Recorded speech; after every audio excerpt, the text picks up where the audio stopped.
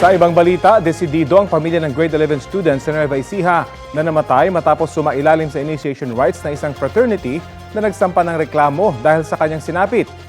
Balitang hatid ni Mark Salazar.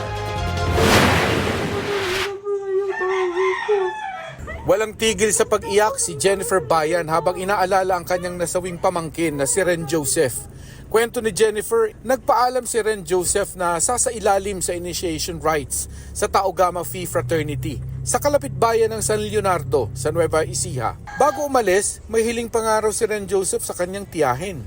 Basta po ang lagi lang po niya sinasabi, pagdasal niyo ako tita. May mga miyembro ng frat sakay ng isang van na dumating sa kanilang bahay. Mula sa van, binuhat ng fratmen ng umano'y Tau Gamma Phi si Ren Joseph at itinurn over sa kanyang pamilya. Talagang wala na pong buhay. Wala na po talaga buhay yung tawag ko. Matigas na po nung inamay nila dito. Kaya sabi ko pa, hindi ganyan yung kamamatay lang. Ilang oras na yung patay. Bakit hindi nila sinabi sa amin? 18 anyos lang si Ren Joseph at grade 11 student. Masayahin, malambing at mabait ayon sa kanyang tita. Maraming pasapo yung bata. Saan pong lugar may pangapasa? Sa hita, sa balakang niya dito, sa ganito niya. Tapos meron siyang kurot dito, dalawa, saka dito may kurot siya.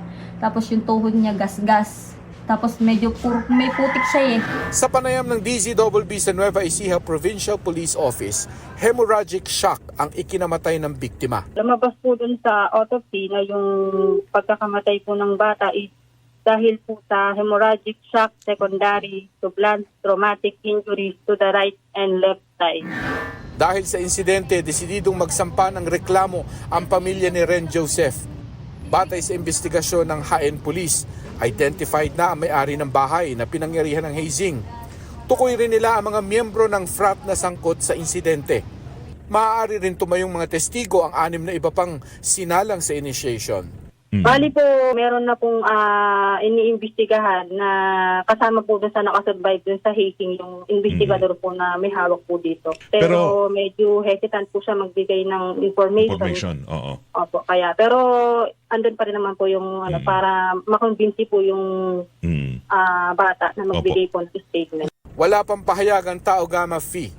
Mark Salazar, nagbabalita para sa GMA Integrated News.